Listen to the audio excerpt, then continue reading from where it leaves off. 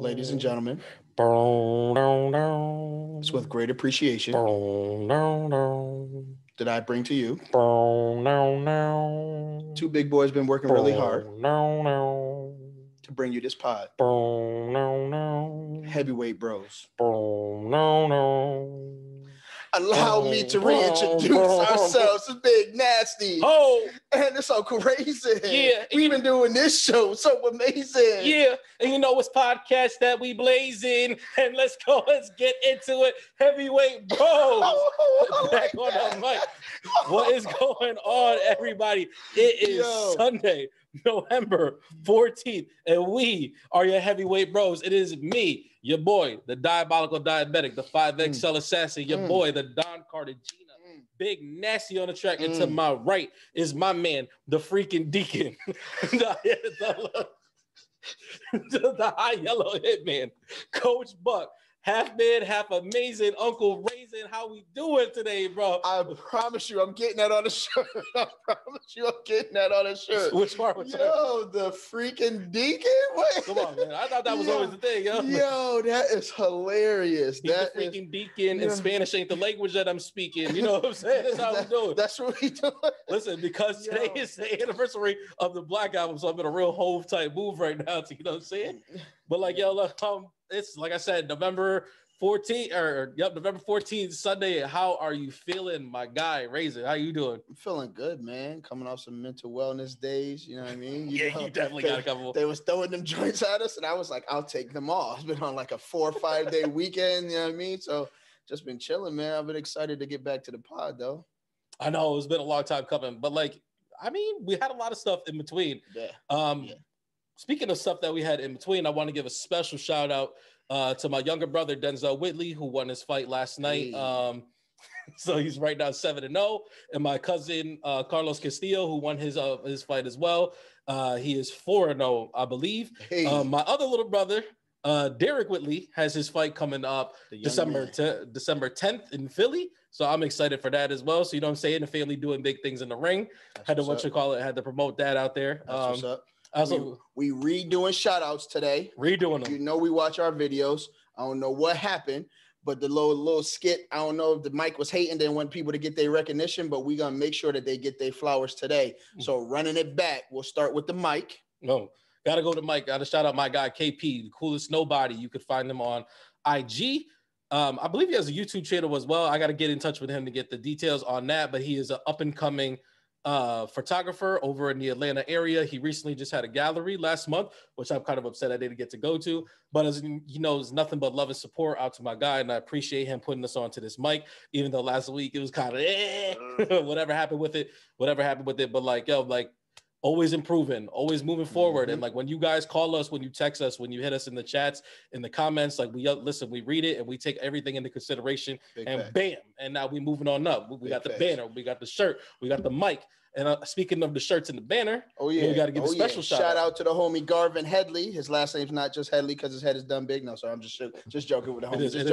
It is quite robust, though. It's quite robust. Custom merch on IG. Shout out to the custom merch on IG. They specialize in bringing in ideas of life. They do sublimations, they do direct to garment, they do vinyl, anything you want or you think of, they can handle it. And they manage to turn over big orders, small orders in a timely fashion, so you get your stuff right when you want it, right when you need it. As promised from the last pod, we got a promo code. Moving on up again. Nothing can stop us. We all the way up. Well, we ain't all the way, but we getting there. We climbing that ladder. We climbing that ladder on the way up. All right. But yes, that promo code, you go to SD, right? Yep. Go to SD.com. Or if you shout them out on IG and you use the promo code HW8BROS, that is heavyweight with an 8 bros. All right. All caps HW8BROS. You'll get 10% off your order straight like that. Look at us. What?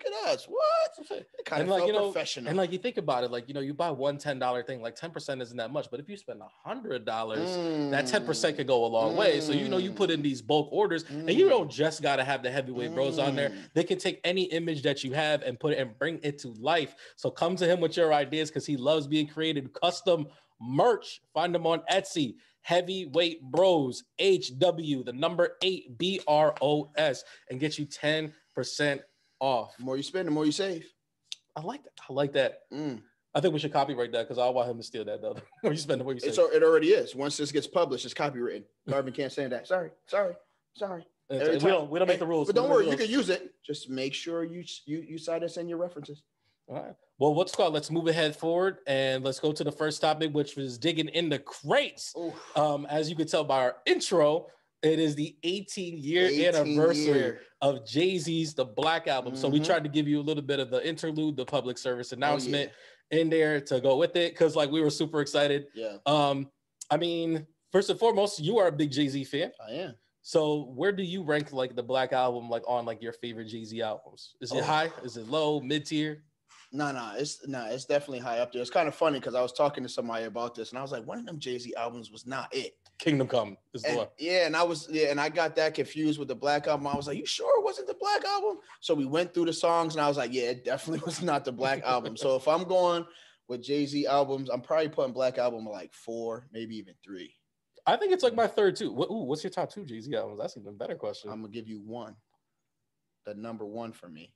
It's Reasonable Doubt. That's my favorite too. It's the Reasonable Doubt. I think Blueprint is his best, but Reasonable Doubt is my favorite. Yes. And the thing is too is like during the time like when it came out, because like I missed the album when it first came out. Because I was Reasonable Doubt. Yeah, because you was like 2. First of all, the album was 1996. I was 8. Year. I was 8. You was 8. I really didn't even start paying attention to Jay-Z up until the volume 2, Life of Times of S. Carter. Got you. But he was when he did the song for Rush Hour. Can I get a what? Oh yeah. Because like and the thing Annie joint on it too. Yes. You anything? So you got the wrong Annie joint. It's Hard Knock Life. That's the one that he did for that one. Oh, okay, got you. My bad. Yeah, that his like Wiley his like second biggest hit like of all time. No, Jay-Z's had bigger hits, but at the time that was his biggest hit. It was Hard Knock Life. But like I was really into Ja Rule like at that time. So like when they did the Can I Get A and Ja Rule was on there and I was like, yo, Jay-Z dude, he kind of nice. But the thing what happened is then the beef with Nas happened and like whatchamacallit, like I was super on Nas' side. So I was like, yo, I'm not bumping none of this whole stuff, like stuff like that. I just let it miss me for like forever. And then like I don't know what happened, but then like all of a sudden like somebody was listening to Reasonable Doubt, and I was like, oh man, like I know Dead Presidents and like I know these songs, but it's like I didn't put them together. And then I was just like, yo, like I plus the bump that joint for like maybe like 3 straight years, and I was just like, yo, what was I doing to myself? Because this is what we do. Like when you start hating, like you just miss out on good stuff. Because that's what I was doing is I was hating because I was super Nas camp. It takes a big man to admit that, man. It takes a big man to admit somebody say I'm the that biggest actually man makes you not a hater. It's okay to hate something and then realize where the hate happened and own that. I had to really, the thing is, I had to back up my guy. But haters is just haters. They not owning it. They not backpedaling. They just hating on a regular. So I wouldn't consider you a hater. But I'll tell you right now, like going back on that, like I was like, wow, like I missed out on like this incredible piece of like and like though as much as I listen to it now, it's like I think I made up for it and stuff like that. It's up there. I think Black Album is also like my number 3. Like I said, I think Blueprint is his best, but like I like a lot of songs on Black Album more. What's your favorite song off the Black Album? I don't know. Take a guess. Did you watch the intro? All right, so it is the interlude. That's your favorite. Yes, man. I think mine is December 4th. Like I really, really like the song. Like his mom on it, and it's just like stuff like that. And it's just like the beat is great. The lyrics to it are fire. Like I can, like he tells the story, and it's like you can see the story throughout the whole time, and it's just like it's a great introduction to the whole album. I like a lot of the talkovers and the interludes. Like even during public service announcement, he was like, I did not come here to impress you. I did not come here to show out, because when I leave here, I'm gone. I was like, ooh, wait. But like even like when he has Cedric on there, he was like, this stretch pimp. He's like, I'll put you in the match like drug money. I was like, yo, you know when Cedric commit to something, he commit to it. So it's just like it was entertaining. You know what I mean? Well, then what more can I say? They have the "Are You Not Entertained?" from Gladiator, my man Marcus Aurelius. And I was just like, yo, sign me up. Right. I did not miss, like when Black Album came out, like I was there to buy it on day one. Like, you know what I'm saying? Like I was already back on the Jay-Z wave, like at that point in time. Okay. I think someone had bought me the Blueprint 2, The Gift and the Curse. And I was like, man, this album's butt cheeks. Like I did not like it, but it did have Excuse Me Miss on it. And then like that kind of started me picking back up Hove stuff or whatever. But yeah, do yourselves a favor. Listen to the Black Album this week in celebration of this, because like it is much necessary. But if you, for those who ain't already listening to it, you know what I mean. I don't think a lot of people are just on the regular listening to the Black Album. But if you're not, do yourself a favor. At least give it like 2 playthroughs this week for me, for us, for we. But if rap is a little bit too hardcore for you right now, there is something that we could take down a notch and turn the lights low. And don't worry, because if you miss it, they will keep the door open. Silk Sonic. Yo. Just dropped the album. Yo, An Evening with Silk Sonic. I can't 9 songs. I can't front. Can't front? How you feel about it? I was a very nostalgic feeling. I was sitting back like, man, these brothers was not born at this time, but these brothers look like they hopped in the time machine somewhere and then came back, was like, all right, we're going to throw a little bit of funk on it, but we're going to keep it the way it is. And that joint, I mean, it hits. It hits. There are a couple songs where I was like, a little bit of a reach. How many skippables? Are they skippables, or are they just like, they're not as strong as the rest of the songs? I would say there's 2 skippables. Out of 9 songs? Yeah, 2 skippables. Okay. Yeah, I'll say 1 skippable and the one that's not as strong as the other one. What's the skippable? Oh, I can't remember. Do you have a favorite track? Oh yeah, the Put a Smile On. Yeah, that's a fire one. Smile. You could tell that's the one, because like you know, for like most of the songs, it's like, you know, they're kind of like even on how they do stuff. But then there's like 2 songs that there's like, this is clearly the Anderson .Paak song, and then like Put on a Smile to me is clearly the Bruno Mars song. I like that joint. That joint hard. I can't remember the name of the song, but whatever joint where they start off kind of settle, but it seems like Anderson .Paak's kind of trying to force his bars into the beat, and it kind of seems like it's not in sync. And considering that you call yourself Silk Sonic, I expected a bit of a smoother delivery, so I kind of skipped through that one. Yo, did you write that down? Did you write that down? I did not. Yo, that was wild. I did not. That was something that like someone like on I can't think of any of these things right now, or like a Billboard article, like they would put that in there. Oh, well, yeah, you know, I try. I got to step up my game, man. You can't be the only one taking notes out here. You know what's funny is like the song Skate was like supposed to be like their second single, and like it really just didn't do anything. Like it didn't track, it didn't blow up, it didn't do nothing. I really enjoyed it, like where it fit on this album. Yeah. And I was just like, man, like why didn't I feel this way about Skate like when it came out? And I was like, I don't know if they didn't push it as much as they pushed Leave the Door Open, or if it's like literally just where it's placed. Yeah, like makes it that much better. The other single is clearly the one they made the video for. Oh, the Smoke It Out the Window. Yeah. And like I was like, oh man, like I'm gonna skip over it. Like it's not gonna be there. Nah, that's right. Me paying the rent. Yo, diamond on my neck. I was like, I was like, little bad kids running around the crib. I was like, yo, like I said last time. My crib like it's Chuck E. Cheese. Oh man. Yeah. Oh my God. They had me. Like it just, I mean, like, you know, they are iconic in their own time based on what they're doing right now. But it's just like when you see somebody at the top of their game still paying homage to like the music that made them love music, like the subtle stuff of like the way the video is set up is gonna kind of have like a Temptations 5 Heartbeats type of feel to it. The background is kind of like you like guest appearing on Soul Train or something like that. Yeah. Everybody got a cigarette in their hand while they smoking out the window. It was like, you know what I mean? It was really dope. I'm glad that you brought that up though, because Bruno Mars in the past has been accused of being like a cultural appropriator. And stuff like that. And I've been a Bruno Mars fan since I believe the album was Unorthodox Jukebox. Okay. The one that has Treasure on it. And to that, I would say no, because to be a cultural appropriator, you have to take from a culture and not give anything back or give kudos to the people that you take it from.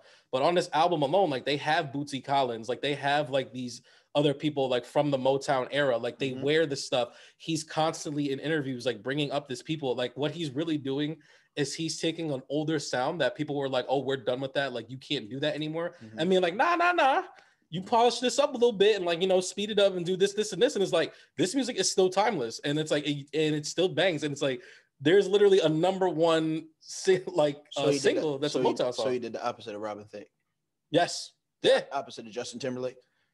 I want to say JT, because like JT, like whatchamacallit, like he's on stuff with, like he does songs with the Clips. Like Pharrell did one of his albums, Timbaland did one of his other. You just don't like Justin Timberlake because he's like, just say that. You don't like Justin Timberlake, just say you don't like Justin Timberlake. But it's like, I'm not a hater. He's whatchamacallit. I mean, the Janet thing is a lot. So that's a lot. And he kind of let that one go. But it's just like Drake is constantly like, they call him like the culture vulture and stuff like that. And I'm like, no, because what Drake does is like, he might take this sound or like this phrase or like, you know, like he did YOLO and like he did all this other stuff, but he brings up that person who did it. And it's like a Drake feature is the most valuable thing that you can have in music. Like they show like these artists, like, I mean, the clear example is like JB Blockboy. It's like no one ever heard of him. And it's like Drake hops on a song with him and he has a #1 single. And it's like he can rest on that. That dude, he had that newer song and the dude didn't even put any effort. Smiley, I think his name was. It's funny because there was like a skit that I watched where dude like, Supreme Dreams. like, I'm gonna do whatever. I'm just gonna Drake say he's on the song. I don't even care. I'm about to just be like skibbity bop, pop, pop, pop. Drake's about to make this a banger. And then that song came out like I think that same weekend, and it was like the dude put up like the most laziest effort, and it's like Drake, and you got to give him credit. Drake put in the effort. Like he didn't give him like some lazy verse. Like he came over there and gave him some fire, and it's like to me that's what he does. Is like, you know, like I might be stealing like this Caribbean accent or like whatever it may be, but it's like I'm gonna bring some Caribbean artists along and I'm gonna put them on the album and I'm gonna do this, and it's like that's what differentiates you from being a culture vulture to me. And stuff like that, or a cultural appropriator is like the fact that you give back or that you acknowledge where you got it from. Because it'd be different if he was like, oh, I came up with YOLO and like I did this, and it's like, no, he's like, this is a Cali thing and like all this other stuff, and it's like he put the people in his videos, and it's like, yo, okay, to me that's how you do it. Okay. All right. Real briefly, we got a new versus announced. Yeah, and they bringing it back. They are bringing it back. Shaka Khan versus Stephanie Mills. Who you got? Should we put our horse bet on this race already? I'm gonna let you know right now. I'm undefeated on these verses right now. This is a tough one, man. I can't front, man. If I had to pick right now on the spot, I'm going Shaka Khan. That's my baby, so I was gonna go Shaka Khan regardless. I don't know what it is. Shaka Khan just does it for me. She's been doing it for me for a long time. Shaka Khan, come on the show. He'll be your guest. It'd be your show. I do what you got though. There's so many people you want to give this show to. I just don't want to. I don't want to work no more. Like I can't wait. Like a lot of people are just like, man, like y'all keep it real. Like don't sell out. And I was like, I can't wait to sell out. I can't wait to till someone gives me a big bag of money and is like, yo, just read off this nonsense. I'm like, okay, like no problem. Yo, he said we signed to 3 people. That signed to 2 people. That signed to 2 people. Now that ain't right. That's come on, who's it from? Like if you're gonna do it, who's it from? No, come on, don't blow it. Push the T. There you go. But it's like, yeah, like I remember like people were giving Nelly like a bunch of it. Like they were like, oh, you're not even hip hop. Like you're hip hop. And it was like, you would sell out. And I was like, Nelly is in like the biggest mansion. He's got diamonds all over him. I was like, sell out all day. I don't care. Whatever you do. I know that mansion is currently unoccupied. That joint is looking real crazy. Nah, man, you could put me on a song with Garth Brooks too. Over and over again. That joint like a trap house mansion. That joint is a tramption. But I do like the verses, like what they're kind of doing is like they're giving us like these very old school artists. Then it's like they're giving us like a newer. You kind of got to do that. And it's like and I appreciate it. Like they did the Big Daddy Kane and Rakim. They making sure they tap into all markets. The Bobby Brown and Keith Sweat. Because this is what you do. Not only do you keep like the OGs interested because this is something that they would want to watch, but you're also culturing the young people that may just tap in real quick just to see what's going on and be like, I didn't know that was by Shaka Khan. I didn't know that was by Stephanie Mills. Because I feel like a lot of that happened with like some of Jadakiss's joints when he went with Fab, some of like the DMX and Snoop joints. Like a lot of these kids haven't listened to a lot of stuff and don't realize where some of this stuff is coming from. They may even hear some Shaka Khan and Stephanie Mills hits that be like, oh, that sound like so-and-so. They got that from so-and-so. I mean, the biggest one is, so you know, Kanye's Through the Wire is like the biggest one. It's like people don't know that that's Shaka Khan. Like, through the fire. It's like, that's her on there. Yep. I'm glad that you brought up the DMX thing too, because like I was listening to one of my favorite DMX on How It's Going Down the other day, and I was just like, man, I'm really glad that X did that versus like right before his passing, so like he kind of did get his flowers. And it's like Snoop was another great person to go up against because he's another person that is just he's so visible and his like he has such a large catalog, and it's like they really put it up, and it's like I personally like because DMX was like probably my first favorite rapper. Like a lot of these songs like I really connected to, and like I gave him the dub against Snoop, but it's like I think like when you really go back and look at it, it's like Snoop probably had him, but like it was very close. Like out of 20 songs, like it was 8-11 or 8-12 either way that you wanted to put it, or like 9 to 11, however you want to say it. Yeah, but I was just roll over the homie. Yeah. Right. Okay. All right, moving on. Let's hit TV right quick. No, let's do movies first. Yeah, because I didn't watch anything. We do popcorn Papi first. Nah. I watched the Shang-Chi joint. Papi's home. That popcorn Papi's home. The popcorn.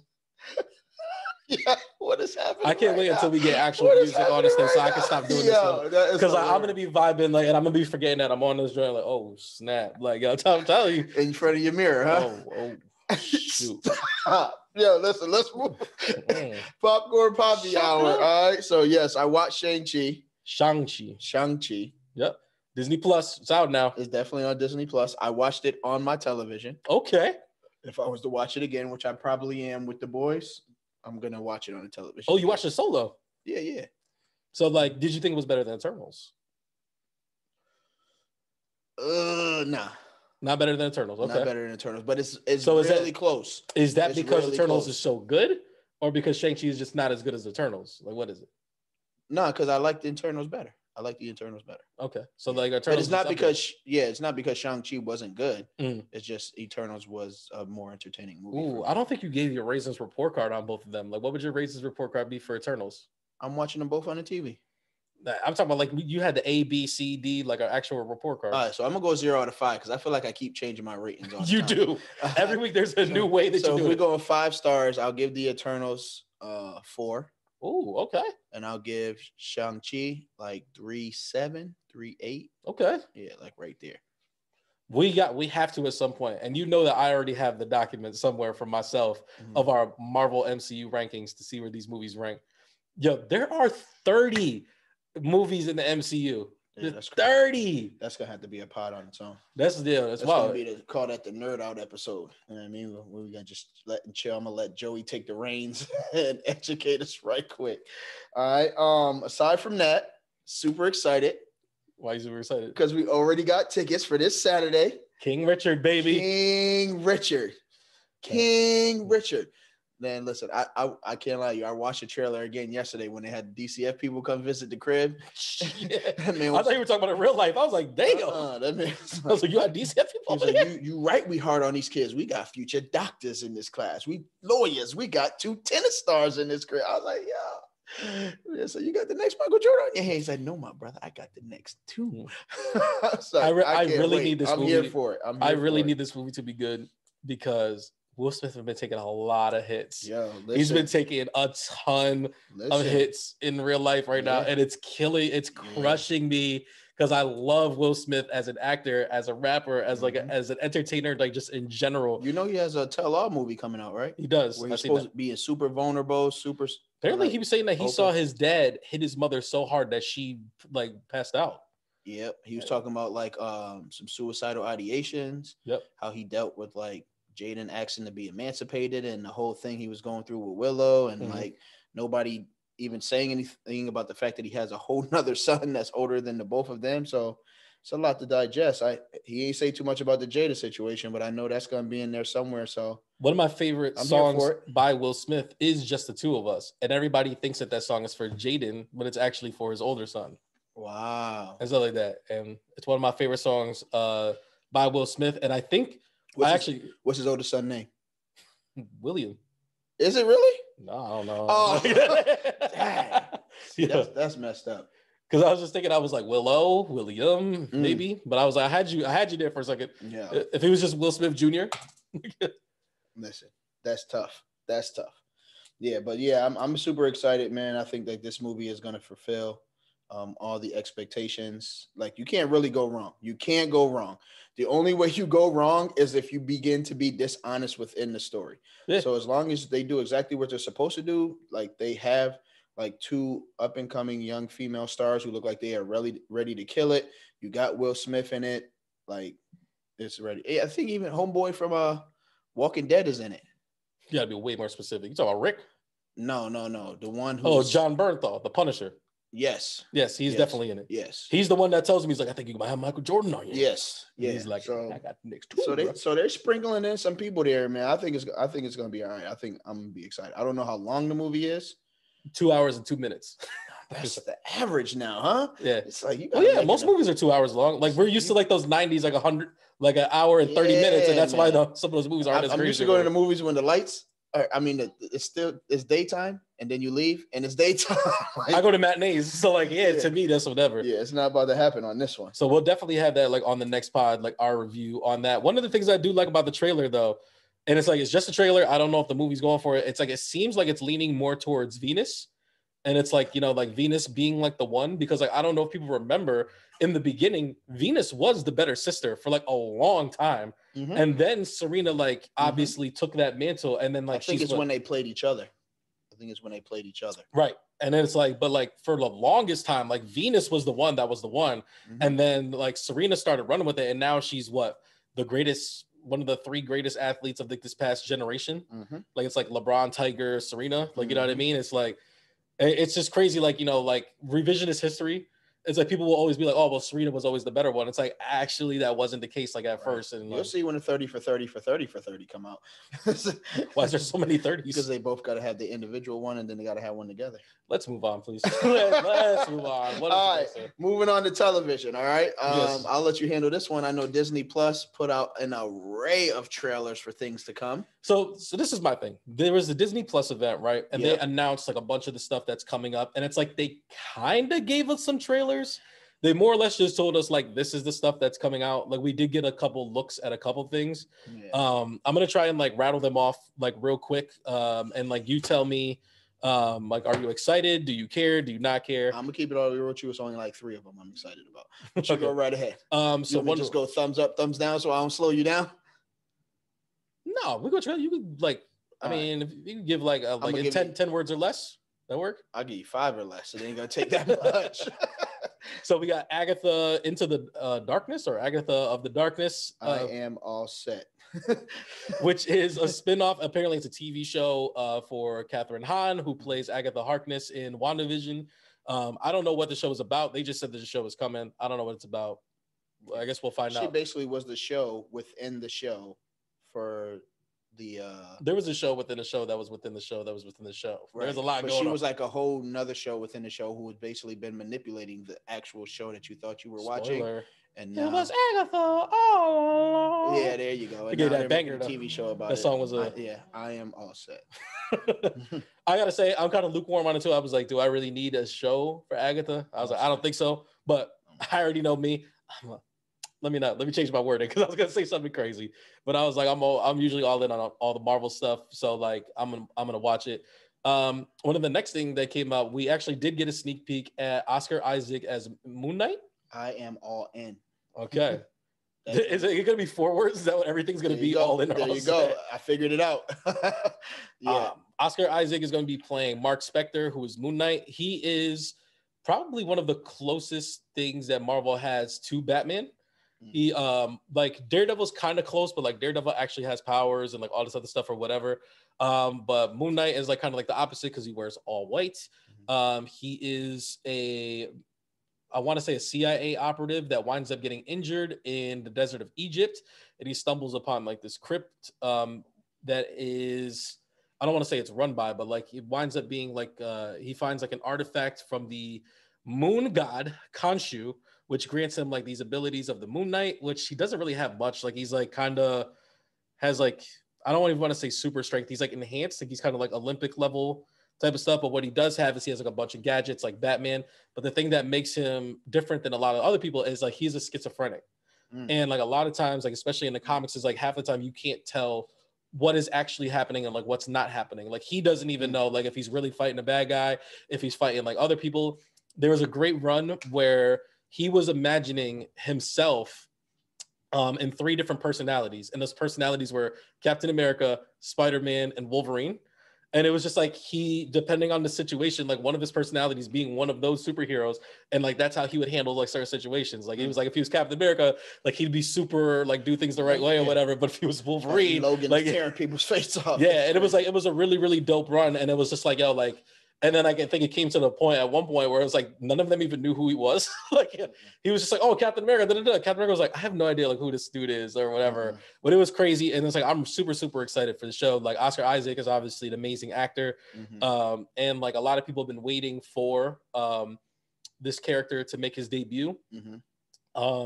Coming off of the Eternals, so like this is a bit of a spoiler. So like this is part of one of the post-credit scenes. You know that like at the very end, Kit Harington, I'm not going to say like what his name is in the movie or like what he's doing, but there's a character that speaks to him off to the side. Did you recognize who that voice was? Who's the voice? Blade. It's Blade, Mahershala Ali.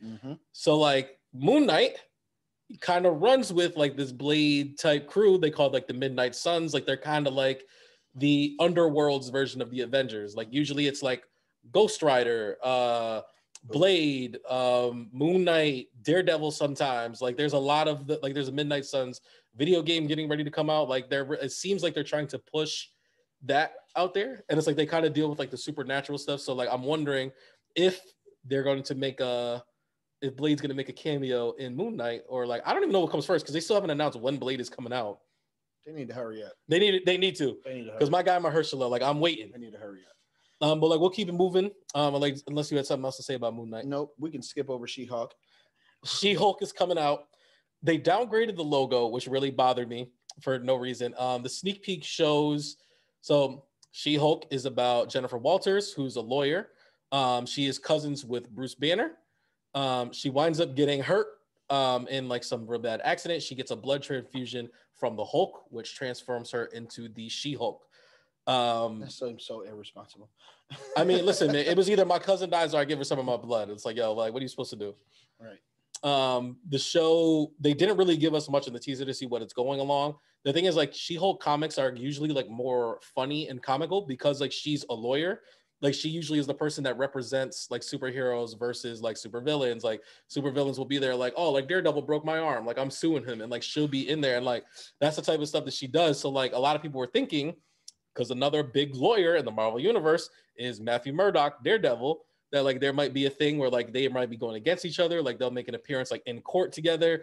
Some of the people that we've seen, such as like the Vulture, might be trying to sue somebody or like whatever. Like, but it doesn't seem like they're going that comedic route anymore.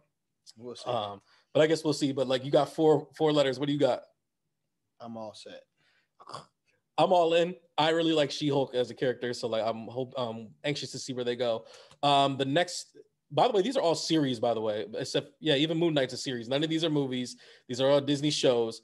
And one of the next shows is Miss Marvel, which deals with young Kamala Khan, who's a Middle Eastern girl who, in the comics, she is an Inhuman. So like she winds up gaining her inhuman abilities, which allows her to almost stretch like a Mr. Fantastic, but it's like she can also change like her size, stuff like that. She's a big fan of Captain Marvel, who at the time was like off-world, so she kind of like dons a costume very similar to her, and she gives herself the title Miss Marvel. So like that's supposed to be like her connection there. They also didn't give us much in that trailer either. So what's your four word? I'm all set. That was 3. You didn't even put the right amount of numbers up.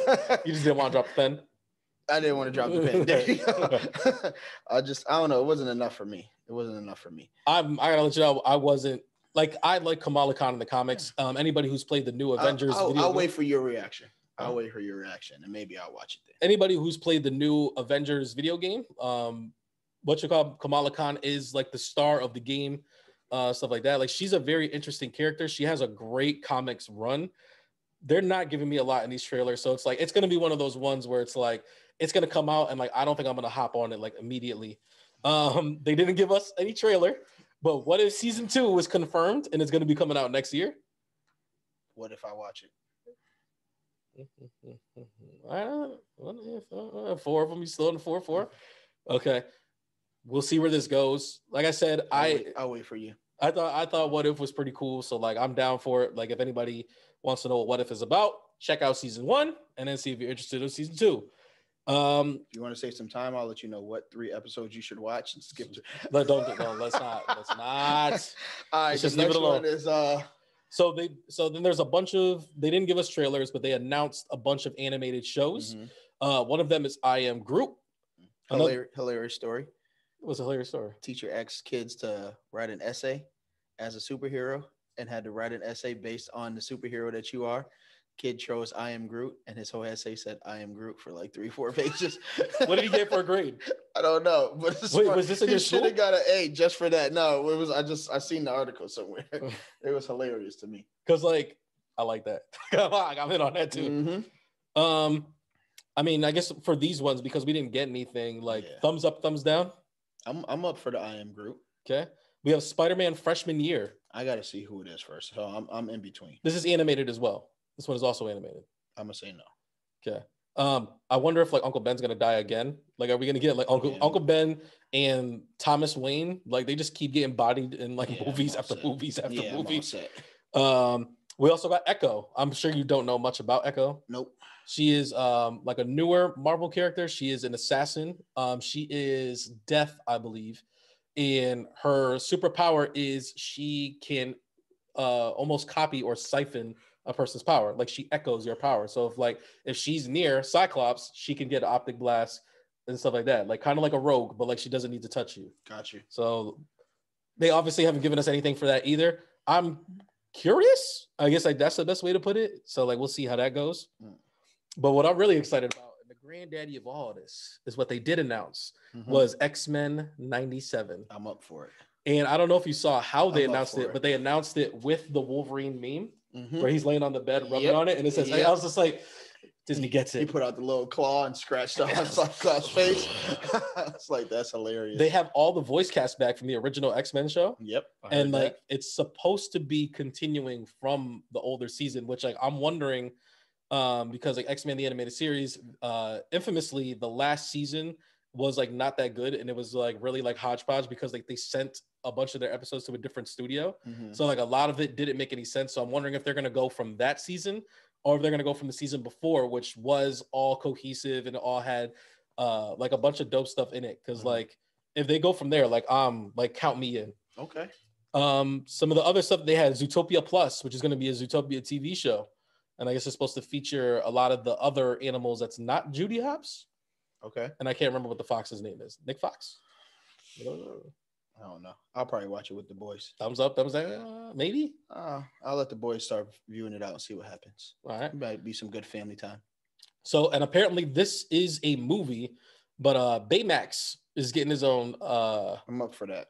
Which I really, really enjoyed Big Hero 6. Like, I don't think it gets brought up enough in like the Disney Pixar movies. Yeah, I'm up for that.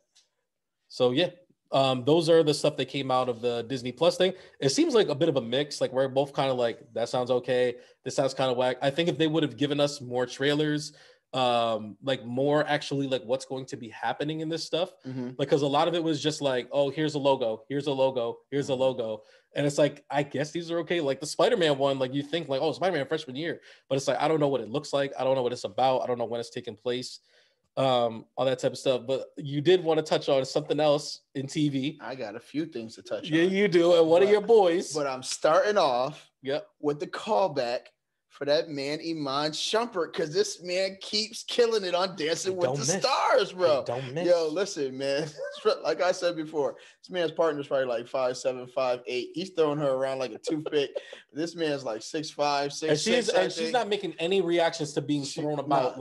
Nah. She's here for it. She's here for it. It is just making his moves look that more epic. Like if this man doesn't win the show, I'm calling BS. Do we even know who else is on the show? Like, I don't even care. I don't even watch the show. I'm just watching his videos on the playback. That's all I'm doing. Funny story though. Adrian Peterson was apparently supposed to be on the season of Dancing with the Stars, but he was like, I think there's a good possibility I might get picked up, and he didn't do it, and then he wound up getting picked up by the Titans. Good for him. That's definitely a bigger check too. But yeah, I think what I like the most about it, other than the fact that he's killing it on the dance floor, is that he's not doing it traditionally like everybody else. Like his music selection is different. Like you could tell he's paying homage to the culture. His last joint, they did the Rhythm Nation tribute to Janet Jackson. I'm talking about the outfits. Mind you, I think they were doing a cha-cha. They were doing the cha-cha, and this man's like, all right, we doing the cha-cha to Rhythm Nation, and we're gonna wear the outfits. Because I was wondering, like when you first told me, and I was like, I gotta check the clip out. I was like, can they just do choreography? Because I was like, I don't think that you could do that. Listen. And then like the way that they played the choreography into the cha-cha, and I was just like, yeah. Listen, he's done that. He's done the cha-cha. He's done Jafar from Aladdin. I didn't see that one. He did the Us. Like the movie Us, where they had on the red jumpsuits. It looked real cynical, but it was still dancing. I'm like, yo, this man is changing the game right now, man. This is high top Shump catching the alley off the rebound and dunking that joint Putting the back league home. on notice. Putting the league on notice. So shout out to the man Iman. All right. What I am currently watching right now is I did take time to watch the show Arcane that we brought up last. The first episode started off a little slow, but I must admit, I was pleasantly impressed. This is the animated show on Netflix based off of League of Legends, if I'm not mistaken. Well, you just took away all my shine. I'm sorry. Nah, it's okay. I'm really trying to remember myself. No, it is. It's definitely based off of the video game League of Legends, which I've never heard before, but it's like a PC role-playing game. It's intense, too. I hear that. I mean, the TV show became intense really quickly. Once you get past, like, midway through the first episode, things start to really kick off. They release everything in batches. It's like 3 episodes. It's 3 episodes. So it's 3 episode batches. They're like 40 minutes. So there's the first 2 batches are out. There's supposed to be one more batch coming out. It's really good. They got 2 characters in there that seem like they're kind of a representation of the Joker and Harley Quinn. But if Joker was Harley Quinn and Harley Quinn was the Joker, as far as like being empowered and making decisions and being that front runner. Because like that's the thing about League of Legends is what they'll do is they'll take a character that like we know and they'll just like flip him a certain way. Like I saw like they had like Dante from Devil May Cry, but like they called him something else. But it's like this motherfucker looks just like him. Right. They'll have like a Goku character too, but they won't call him Goku. They'll call him something different too. Right. So I mean, it was entertaining. I'm waiting for the 3rd batch to come out, see what happens. I did watch the 2 episodes of BMF. Shout out to 50, who was tight because they wasn't supposed to release episode 7. I did watch it before. What do you mean they weren't supposed to? It was only supposed to be episode 6, and they released 2 episodes at a time. So both episode 6 and 7 are out. How do you even make that mistake? I don't know. Somebody definitely got fired. But if you go on Amazon Prime where you could watch the show, there's only 6 episodes. But if you hit that app, all 7 are there. And the 7th episode is the one where our boy Marshall Mathers makes an appearance. They've been patiently waiting to make it through all the baiting to make it whether or not you could even weather the storm. It wasn't a storm. It was just a quick appearance. But you could tell that it's probably going to lead to more. But like Big Meech walks by him and he goes, "That's White Rick," or something like that. Big White Rick. I know exactly what that is. I saw the movie. And he just keeps it moving. But the way he's dressed in the TV show, the first thing that popped into my head was Rob Dyrdek's alter ego, Bobby Light.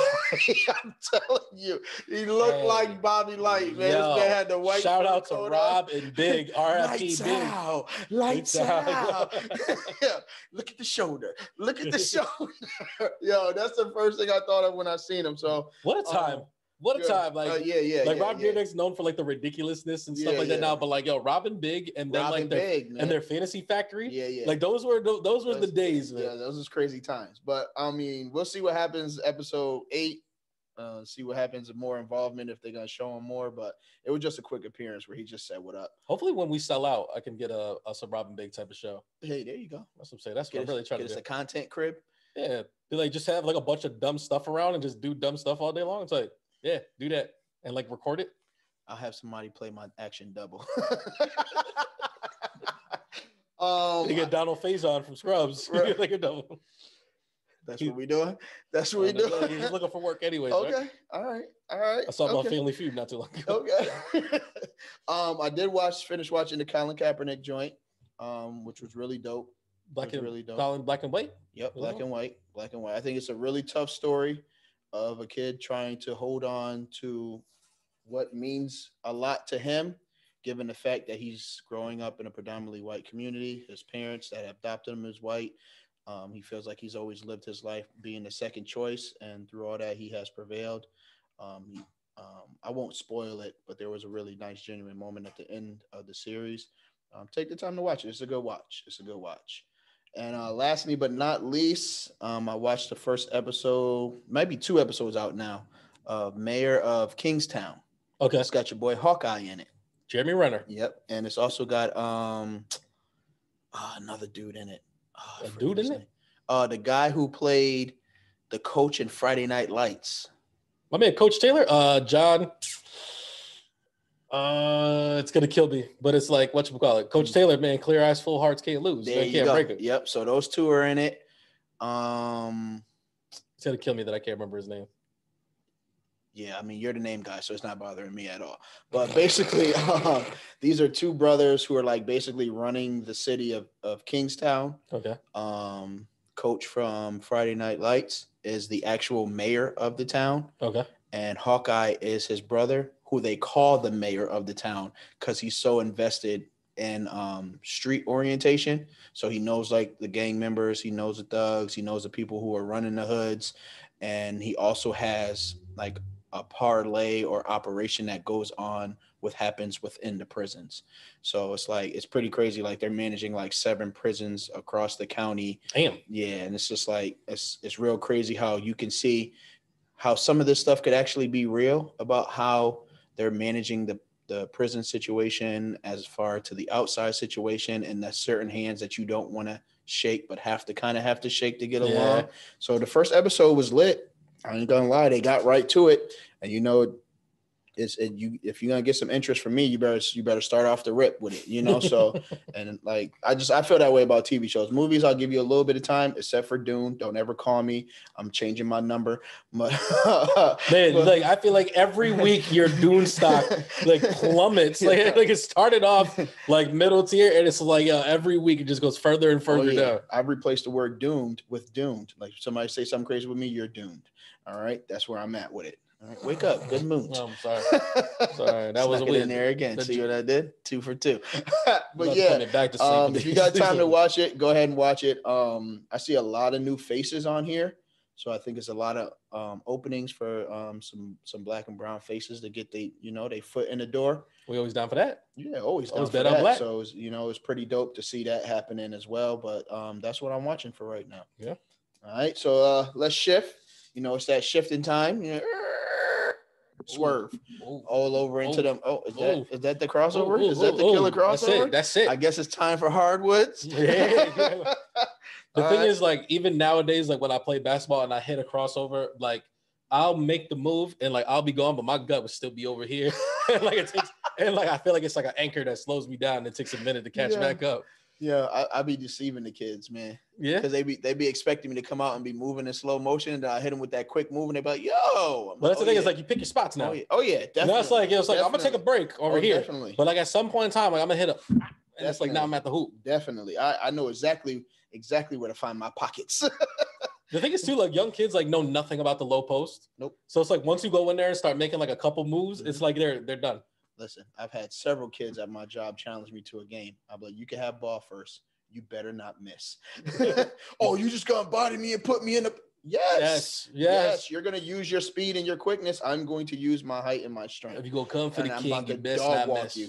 And then I'm gonna get a nice little sizable lead, and then I'm gonna hit jumpers because I got some money to spend. I'm playing with house money. All right, I'm just saying. Now you got the formula on how you're gonna lose, young boy. Don't miss. All right. So starting with the hardwood topics, I feel like there's a changing of the guards happening, man. What are you seeing? I feel like the East is becoming the West and the West is becoming the East. It's a lot of people changing addresses, and there's a lot of good basketball happening on the East side of the coast. In what sense, though? Is like just that the East are the top dogs now?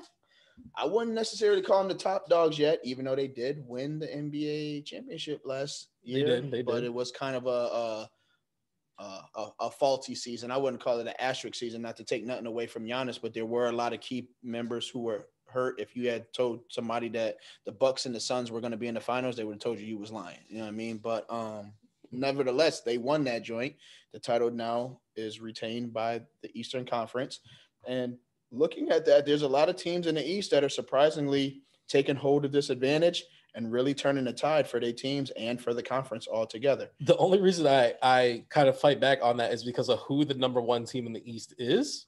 Okay. Like if you were to say like the East has become the West in a sense that like there's a lot of teams that could make the playoffs. Because like that's the difference is like the West, there's like a very firm line in the middle of like these are the lottery teams and these are the teams that are fighting for the playoffs. And there's only 8 playoff spots. And there's realistically like 9 to 10 teams that are like in there. So it's we'll like start with the champ Bucks, who are at 6 and 7 right now.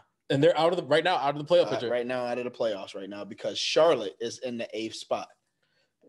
which I really like. I ain't gonna front. I like Charlotte, man. I brought it up before. I like it just LaMelo, or is it? Nah, I like the kid Bridges. I like the kid Melo, but I just like the fact that them boys are scrappy. I don't know what's gonna happen if Jordan decides to fire Kelly Oubre and send that man packing. He spazzed on him for taking that three or passing up the three. Yeah.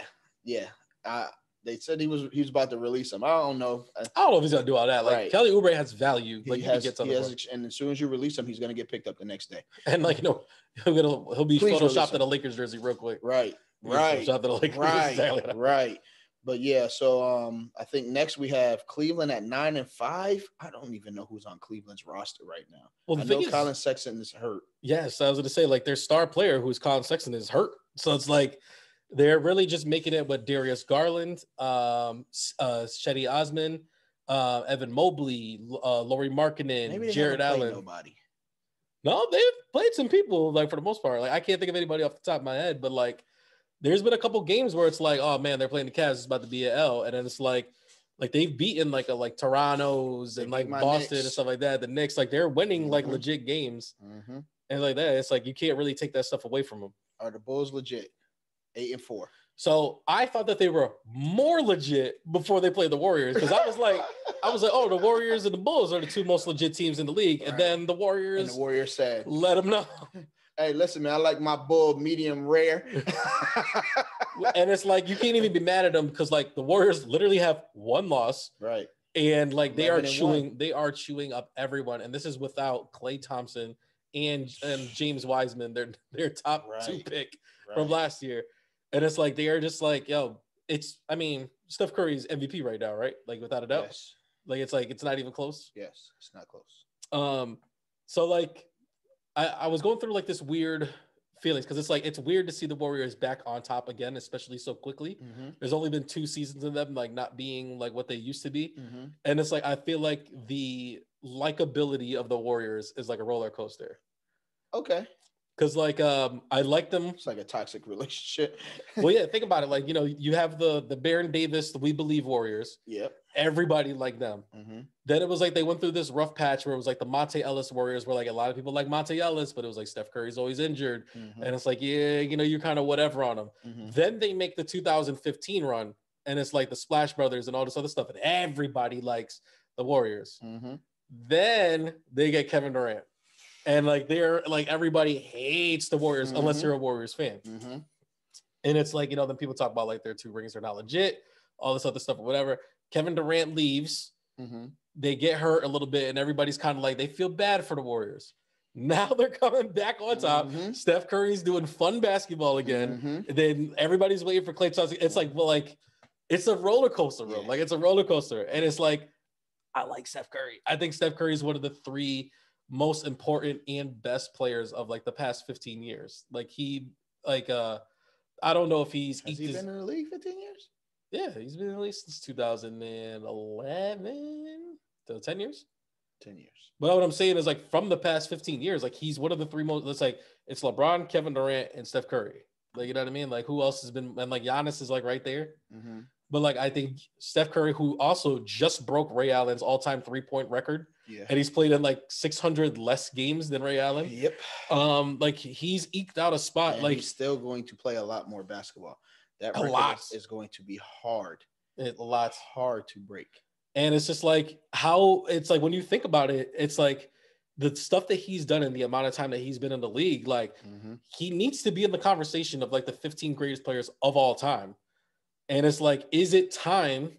Because like can't have that conversation yet. Because like one of the conversations that needs to happen, it's I don't know if it's the time now, but it needs to happen at some point in time. Who's the greater point guard, Magic Johnson or Steph Curry? Magic. I don't, why not? Bro, listen, I'm not. Listen. Why not? Why? Listen. All right. So the top team in the East, I'm just saying, at some point in time, it needs to come up. At some point in time. All right. Next, we're gonna save it for the next pod.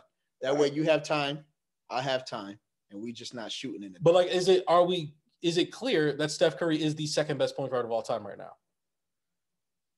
Because like, who else you got? You got John Stockton. I don't want to randomly. I want to be able to deliberate. Please, John please Stockton. don't try to force Isaiah feed me Thomas. this. Don't try to Chris force Paul, feed me this. Jason All Kidd. right, we will wait till Wednesday. Wednesday. I'm not about to do this right now. I'm not. But I'm definitely choosing Magic if you're making me choose right now. All right. So you telling me Steph Curry with Kareem Abdul-Jabbar ain't winning 5 rings too? So the top team in the East right now that Joel was talking about is the Washington Wizards. Who would have thunk it? At 9-3 with Bradley Beal. Yep. Kyle Kuzma. Yep. Spencer Dinwiddie. Montrezl Harrell. And then it's like Danny Advia, Rui Hachimura, like kind of like weird mix thing they got. Why is this team 9-3? I don't understand it. But it's like, it's crazy because like Montrezl Harrell, before he leaves the Clippers and goes to the Lakers. I like Montrezl. Like everybody liked Montrezl. And then like for the last 3 years, he's done nothing. Mm-hmm. And everybody was like, oh. Like, but I don't think it was his fault, man. He needs minutes in order to be effective. And the last 2 teams he was on was not giving him minutes. But like they were trying to give him minutes at first next to AD. Which, oh my God, I need to say this. 14 centers on the team. I need to say this. I will gouge my eyes out if I have to watch Anthony Davis, DeAndre Jordan minutes together on the court. It is one of the most grossest, ugliest displays of basketball. Like, I hate it. I don't mind DeAndre Jordan playing when Anthony Davis is not in, but when those two are in, like, it makes me want to throw up. They played a lineup the other day where it was Rondo, Russ, and DeAndre Jordan, and I was like, "What?" I was about to cuss. I was like, "What am I watching right now?" Like, this is trying to get through these games until Brian gets back. And the fact that like they're 7-6, like and like all this nonsense has been going on, like they're still in the playoffs. Yeah, they're on cruise control. But get back to the Wizards. All right, what you call it? Like, you're like, how are they winning and stuff like that? It's like Montrezl Harrell, like he's been doing the Montrezl Harrell thing, just like he's been souping it up. He looks like Montrezl from the Drew League. That's what he looks like, man. That brother's out here balling, man. He's dribbling the rock. He's taking shots. He's rebounding the ball. Get that man minutes. He gonna show and prove. I think the Lakers let go of something that they really needed. I think Montrezl over DeAndre would have been better. Oh my God, yes. Like, but that's just me. All right. So speaking of LeBron, new wave all over social media. Young Bronny, bro, is a little dunk, little windmill. His head was like like right here. I didn't think it was Bronny at first, to be honest with you. And then I saw the caption because I just saw the dunk. Yeah. And I was like, who is that? And then I looked up the video and it was like, this is Bronny's dunk and his little windmill joint. I was just like, yeah. It was hard. Yeah, it was. But there are some tough critics out there. It's like, how is this man making it to the league? Well, because I gotta say, like, I'm kind of one of those tough critics because it's like, you look at the numbers and you look at his impact on games and stuff like that, and it's like, like I think two of the easy comparisons are Zaire Wade and then like LaMelo Ball, because these are like like the kids or whatever, and it's like all the things that you want to say about like LaMelo Ball and like him washing like all these teams and stuff like that. It was like he made an impact on the games, like mostly offensively. He barely played defense, stuff like that.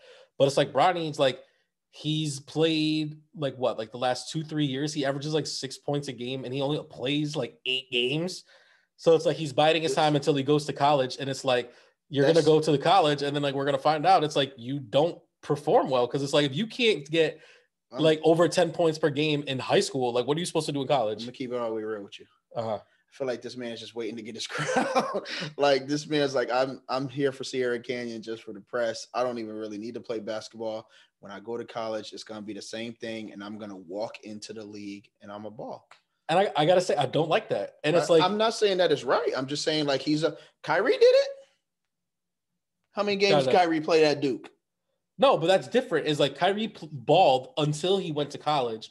And then it was like, he played, I think it was 6 games. It might have been less. It might have been less than that. But it's like 4. He showed in those 6 games, like, I'm still the top guy in college. Yeah, and I feel like Bronny will give us something to watch when he gets to college. But this is what I'm saying is like, draft him. You are not putting in the work in high school to even get to college. Like your dad put in the work for you to get to college. And stuff like that. Like it's different. Like, when Zaire Wade was there, is like he was putting up numbers, like he was putting up stuff, and like he forewent college to go straight to the G League and stuff like that. But it's like if all you're doing like when you move up is like you're supposed to like exemplify what you are, it's like you're showing that like you're not really putting in the work, like you're just physically growing. That's all we're really seeing from you. I mean, but nobody had a problem with Luke Walton doing it. What do you mean? Like Luke Walton was solid in college, and he was a 2nd-round pick. Like, let's not pretend like he was a top 5 pick or whatever. And he was a bench player and worked his way into the starting role. Yeah, it's like it's not the same. It's not apples. It's apples and oranges that we're talking about. It's not even that. It's like it's cabbages and oranges. Like, you know what I'm saying? Like that's how wild like we're talking. I think he's gonna show improve, man. I hope he does. He's like gonna show improve. So like that. So if you're like Zaire, I'm concerned about. Well, yeah, he's been in the I'm G League about. for a couple games now, and he hasn't done anything. Right, but I don't think that's gonna be the same case for Bronny. But we'll see. We'll see what happens. All right, ready to transition? Yeah.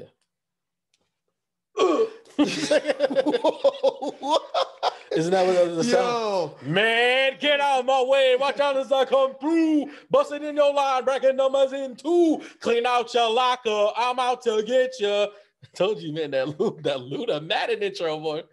So if you're good at editing film and you're really like and passionate about making sure you cut videos at the right time, call us, Heavyweight Bros. I'm just kidding.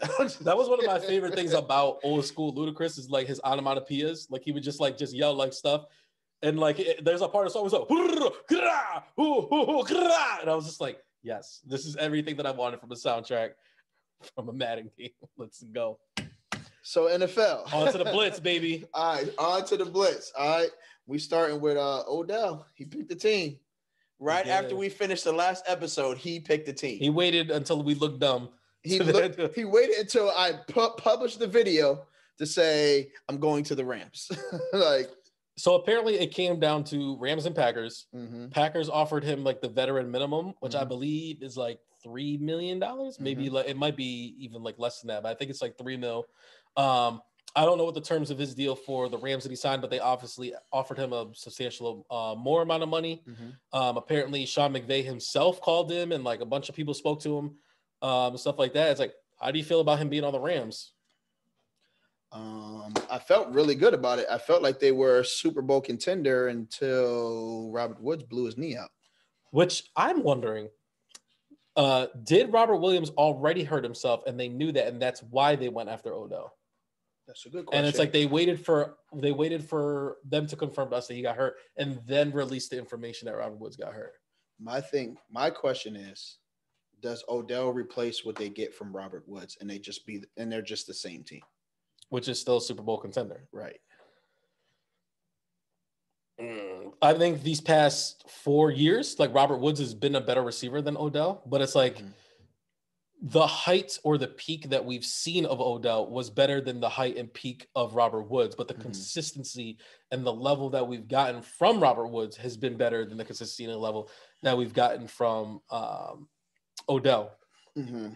Which is like, so it's really like a boom or bust type thing, regardless of the fact Cooper Kupp, he's just gonna keep eating. At the end of the day is what it really comes down to. A couple scores. He's not playing. So transitioning into more signing and death. So Cam came to the Panthers, and now Sam Darnold potentially may get released. He's not gonna get released. Okay, but like he got hurt. I can't remember like what exactly that he did. I believe it was something in his hand. Okay. But the Carolina Panthers have said that they are moving forward with the idea that Sam Darnold's going to miss the rest of the season, and they're moving forward with Cam Newton as their starting quarterback. And he signed a 1 year, $10 million deal. $5 million of it is guaranteed. Mm-hmm. And today we're going to get our first look at him, and it's like, and I feel like Cam is going to light it up.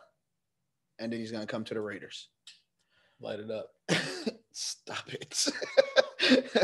All right. I can't do that. We ain't going to spend too much. I was going to get to my Rihanna impression. I put your lighters up. Stop. So we won't spend too much time on that one either. I did want to move on to the Grunin lawsuit. Have you heard about this? For a little bit, but I think you got a lot more information on it. Yeah, so Gruden is suing the NFL and Roger Goodell for the way they trifled through his emails, defamation of character, misrepresenting him as a coach and a person, which I believe is the same thing as defamation of character, but they worded it differently. But it's like 4 or 5 things that he's suing for. And I literally have one thing to say about this. regardless of what you're suing for, the emails were still there. You still said it, fam.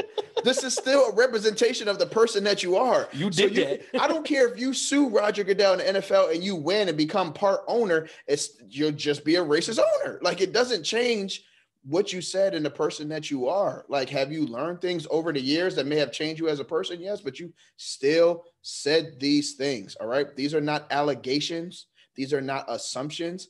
This is actual proof that you were a dirtbag at one point.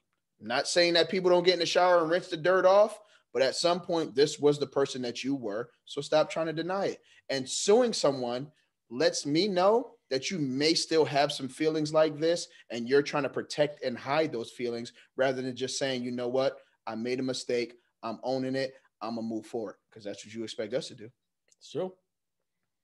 And it's, well, all I kept thinking about in my head is just like Gruden grinders, and then like the Spider 2 wide banana, and it's just like, oh, this brother was it. Yo, I used to love the Spider 2 wide banana.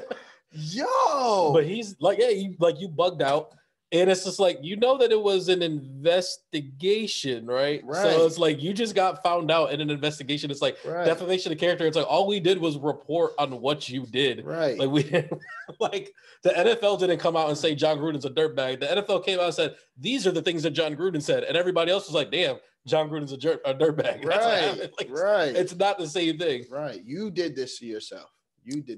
I saw a meme though, and someone said John Gruden looking for the person like running his character through the mud, and it showed the picture of like that episode of SpongeBob where he's looking for the maniac, and it's like the poster, the wanted poster behind him that is SpongeBob, and he's looking for himself, and Patrick's like, I see him. I was like, yeah, this is what you're doing. It's like, who's killing my character? You killing your character, right? Bro. You did this, and you were trying to kill the character of other people that you were talking about in your emails, i.e. Michael Sam and like other people of that nature. It's like, so, yeah, like, yeah, I'm with it. It's time for you to eat your crow, and that's all there is to it. That's all it is to it. I think I'm still getting this bet off though about John Gruden hosting another show right now, because like you said yes, I said no. So I think I said he is going to host another show. Yeah. Oh yeah, he's definitely going to host another show, because there are other people that don't care about people that are going to care to have this person who doesn't care about people on their show. He's going to be on InfoWars or like some of these other crazy. It's going to be something crazy. Well, right now I'm winning this bet. That's all I know. All right. Sometime you might want to bet on your team, the Dolphins, because I should have. But like what I figured out though is when I bet on them to lose, they win. So like maybe if I just keep betting on them losing, they keep winning. Okay. Because like that's what I really want. Like I can listen to 2-minute drill, dinner at Ruth Chris. Like I'm really looking forward to. Like I understand that. But it's like at the end of the day, what I really want is these Dolphins to win. That's what's up. So we both say I want both. I'm gonna want to watch the Raiders in the playoffs while I'm eating Ruth Chris and asking them to turn the TV to the game. You think you're getting VIP seats? Like, brother, I'm looking up the menu and I'm cash apping you whatever the most expensive thing. Oh no, I'm gonna send you a picture of the receipt and tell you what to cash app me. Get it for 2. Oh, that's what we're doing. Oh okay. No, you better watch some other episodes. No, because like, I thought it was just like, dinner for 2. So like I paid for 2 dinners, but I was like, if you saying that you said in the receipt and it's like whatever the 2 of us eat during this time frame, it's like change the rules a little bit. You sure you want to do that, bro? Because I'll call up my man Pito. And like we go over there and go stupid on some apps and whatever. Get this red wine popping. All right, we just paid for 2 meals. I'm not messing with you. I'm not messing with you. All right. I was gonna say, because you slimming down quite a bit, I could still put down a little bit more to you. So I mean, I still got to pull my shirts down. I know. I need some time. But yeah. So rounding up the Blitz, I want to continue to keep sending prayers out for that man Prime, Deion Sanders. There was a photo that I believe Deion put out, and it was about like having a ride or die chick with him, supposedly like his significant other, life partner, wife. I'm not sure what the situation is. Yep, but there's a picture of them in the hospital, and Deion looks older than what he did a month ago. Or very thin too. Very thin, and it was a little concerning. We still don't know what medical complications he is dealing with. It's complications from foot surgery. So he got the first surgery, and like whatever's attacking his systems, like some sort of infection or whatever. Right. But so it's not the actual foot surgery. It's something that his body is fighting on. Yes. Yeah. And we're not too clear on what it is or how successful he's doing. If you're asking Deion, everything is good because he's always in, you know what I mean, good character and bright spaces. So, I just, praying for that man and hoping that he speedy recovery so he can get back to those young men that he's empowering over at Jackson State. Absolutely, 100%. When you sent me the picture, my heart dropped a little bit. I was like, yeah, me too. I was like, come on, Prime. Me too. Yeah, and in situations like that, it helps you to realize how realistic your own age is, because these were guys who you're looking at like unstoppable, invincible, unbeatable, and then when you see them in an ailing state, like that reality of life kicks back in. Like, yeah, you're not gonna be here forever. The people too. Yeah. They have their own flaws and they have all this other stuff. Like our heroes, like our icons, like they are still at the end of the day just people. Definitely.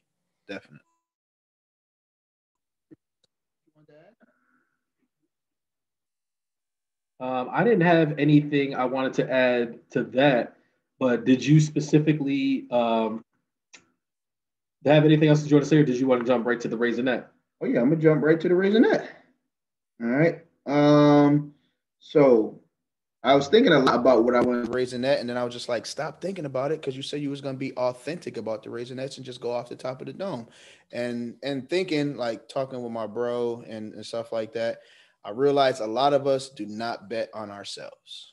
All right. We expect to work for people and make other people happy and help them to reach their successes, but never be confident in our own successes, i.e. us starting a pod. At some point, take the risk. You know what I mean? If you believe in yourself and your quality and you're willing to work hard for something, then see where that road takes you to. You know what I'm saying? I'm not saying you got to completely shut down everything else, put all your eggs in one basket, and then you drop that basket and you're like, this was dumb. But make sure you have an opportunity to experience what your greatness is. Yeah, a calculated risk. Yes, definitely. Because the last thing we ain't telling you to quit your jobs and just start doing let's rely. We ain't telling you to do all that stuff. Right. I'm selling Avon jewelry tomorrow because Raisin says so. No, that's not what I'm saying. What I'm saying is make sure that you have the opportunity to take a risk on yourself, because you take risk all the time for everybody else's gains and their means. And at some point you need to celebrate yourself. You would hate to have gone through this whole life that you only get to go through once. There's no reset button, right? And then be like, oh man, I should have did this, or I should have done that, or I really love this. Why didn't I try that? All right. I'm not saying like this is a bucket list moment, but if you know that there's something that you can do that will enrich your life and someone else's, why not do it? Why not try it? So hey, bet on yourself. I actually kind of have something. But wait a minute. But it's a bit of an adult story, and I know that you try to keep this a family pod. So like the situation, like whoa, give me a movie rating. Are we like PG-13? Are we R-rated? Is this NC-17? You know where I was last night after the fights, so it has to do with that situation. But there's a way you can tailor that so it doesn't sound crazy. I think so. I think that the end all be all of it. It's like, I'm gonna leave it up to you. If you tell me it's too much, and I'll leave it. But you're already in it, and then everybody's gonna say you left us hanging. Cliffhanger. So I can go? Tailor yourself, young friend. I could drop my own Raisinette. Yeah, go ahead. I'm gonna drop a nasty nugget. How about that? How about that? I'm already not in for it. I'm not there. A nasty nugget. Yeah. All right. So yesterday, like obviously I went to my younger brother's fights, stuff like that. We get back in town. I'm still kind of like amped up for the fight, but it's like it's really late. So I'm like, where do I go? To a gentleman's establishment locally in our area. Very well said. Okay. So like I go into this gentleman's establishment and it's like there are a lot of, ladies that are exotic dancers in this place. You could have did better with that. these entertainers, these female entertainers in the gentleman's club. Okay. And like we're looking around and it's like I go sit in the corner and it's like I'm in the corner with like a bunch of other dudes that look like they're there by themselves. And it's like I'm just here to have a good time. DJs playing some great music, some beautiful women all over the place, stuff like that. And then it's like, it's weird how you're in these situations and you're in these places and the things people choose to say to you when it's like, it's my first time meeting you, but it's just like, that's just the way it goes. But then like, one of the dudes like says something like he's just like, ugh, like everybody's so like they're all so dry. They're all so dry because like everybody does the same cookie cutter dance moves like that they've like practiced like in their routine or like whatever. And it's like no matter what song is on, they're doing like the same thing. And it's like I said, it's dry. So wind up catching the eye of choice of words. Huh? Better choice of words to keep it moving. Okay. So one of the entertainers catches my eye because like I feel like she is a lot more like she just looks the part that more like she's definitely on a different tier than everybody else. Deliverables. I'm trying. Deliverables. So, but then like eventually, like, you know, they're doing their rotation or where she makes her way to like our section or whatever, and it's like doing the same cookie cutter stuff. And it's like you're doing the cookie cutter stuff, and it's like I'm sitting there, and it's just like I must have made some face like kind of like a like type of deal or like whatever. And then she was like I'm sorry, like am I bothering you or like da-da-da? And I was like, and I like broke it down to her. I was like, you know, like I leaned in, and I was like, I'm gonna keep it real with you, like you know, like I feel like you are one of the better looking people in here, stuff like that. But I was like, the cookie cutter stuff is boring. Like I don't want to give money to like the lack of stuff. Like I don't want to spend my hard-earned money on like a lack of passion. And I was like, that's what I'm into. It's like, come on, I'm trying, man. I'm trying. Okay. So like, she's like, I like kind of what you mean. I was like, yo, like this is a dope song right now. And I was like, is this like how you would move to this song or whatever? She's like, I mean, yeah. And I was just like, all right, man. So like, I was like, never mind then. I was like, forget I said anything. Cause like I peeped the scene and like I'm watching and I'm like, yo, you've been around for like maybe like 6-7 songs. And I was like, you probably made a grand total of like $16. But I'm like, yo, like if you put some like effort into it, like, you know, whatever. So then like, I was just like, yo, like, so the thing starts playing and it starts playing Shoulder Lean by Young Dro. And I was like, yo, can you hit a shoulder lean for me? Like a real, like a real song. And like, she starts to really get into it. And now she starts to get into it and everybody else starts getting into it. Everybody's shoulder leaning. All of a sudden, some money starts flying like a little bit more. So like that. And like, now we're having a good time. Now, all of a sudden, Young Jocks, it's going down, it's coming down. And everybody's up there where it's like that. I had a good time. And it's like in 3 songs, like you made almost like quadruple the amount of money that you made before because like you were doing the cookie cutter stuff. And like all I'm saying is like sometimes like even though we do boring things and we do the mundane things, when you put your own personality and you put your own spin on it, like a lot of times like great things come from that. Like that's what separates you from everybody else. Like a lot of times like we think that like just doing the minimum like just to get by is enough because like this is what I came here for. Like, this is what I got. But like, sometimes it's like, now you did this thing. And it's like, not only did you exceed that, but it's like, you actually had fun doing it. Cause like, then I like, you know, I did ask at the end, I was like, now you're having a better time. And she was like, yeah, like, you know, like now you're smiling. Like you don't like, it's not work anymore. Like now you're having a good time, like at work. And I think a lot of times, like when you add the passion and like you add your personality to like the things that you're doing, like that's when you really start to see bigger benefits from your stuff. And that's kind of what I was trying to get at. How did I traverse that terrain? I mean, I could have freaked that several different ways, but that's probably a poor choice of words as well. But I think she did too. I think you were I'm good. I was trying. I think you were adamant and making sure that you kept it clean. So I appreciate it. I tried. I think one of the things, if I could add, that also is something to be mindful of is the building of relationships. When you have those conversations and address the tough topics, it makes it a lot easier for people to be themselves. Like you said, you were sitting around people you didn't know. You had a conversation about a common interest. You shared that common interest from the person who were giving you your deliverables. And then because of that, you all generally got to have a good time, not because of what you went there for, but because you generally just all wanted to have a good time. Because that's the whole point. Which made your experience more enjoyable, the work experience more enjoyable for the person. And ultimately now when you see each other, you may see that guy in Walmart like, hey, cookie cutter guy. I'm gonna let you know right now, if I see that man in Walmart, it is going to be I'm gonna keep it moving. Right? But I mean, even if you decide to visit that establishment again, now like because you have built that relationship, now that person knows the expectation and they also know that they're going to have a good time at their job because they know the person that they're with. So that's also much ago. Like it just goes into having the tough conversation piece because a lot of people just won't do it and they'll just allow people to do stuff around them. And I think you and I are both not those people. Like when something annoys us or something bothers us, like we kind of voice that, and it's like we could voice it in a way that's not mean or derogatory. It's like it's truly constructive criticism. which brings me back to another gem that a lot of y'all may not know, because this may become trivia on the show one day when we start giving away some merch. But our original name of the show was going to be Let's Talk About It.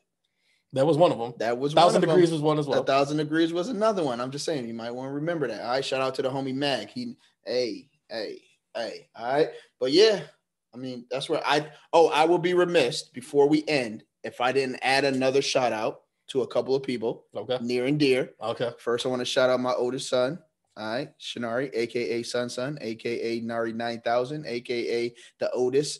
Got me a green screen for my B-Day. We're gonna try to figure it out and see what happens. You know, Joel wants to throw some videos in here. He wants to do some little music or something. We gotta see what we can do with the green screen. I don't know how to do none of that. By making sure we still keep this in here. All right. And I want to shout out the homie Francisco Cruz, because you know we got some new lights in here, and I'm gonna keep it up. Oh snap! Yeah, we got professional. I told you we got professional in here. The homie linked us, man, and look, we shining. We shining. Too legit. We shining. Too legit to equip. We shining. Hey, but like we always say, like we always say, like and subscribe. All right. Make sure you're doing that. Watch the videos. All right. Anything that's in the comments, we've been responding to them. We love all the input. It's only making us better, which makes the content more enjoyable for you. So, you know. Yeah, don't forget to hit up custom merch on IG and Etsy and use the promo code HeavyWeight Bros, HW, the number 8, BROS, to get you 10% off of your purchase. The more you spend, the more you save. Can we go out the same way we came in? I mean, I guess. I did not come out here to show out. I did not come here to impress you. Because between me and you, when I leave here, I'm gone. And believe it, brother, when it hits the fan, whether it's 1 year, 10 years, or 20 years from now, you're gonna be able to say, you ain't gonna be able to say these brothers lied to you, Jack. Saying ain't lie. I ain't came through the block and everything that's fly. I'm like, all right. Hey, we love y'all, man. You feel it? Heavyweight Bros in the building. It's only entertainment. You done? I mean, do you want more Jay-Z? I can give you more Jay-Z stuff. Yo, that's hilarious. That is hilarious.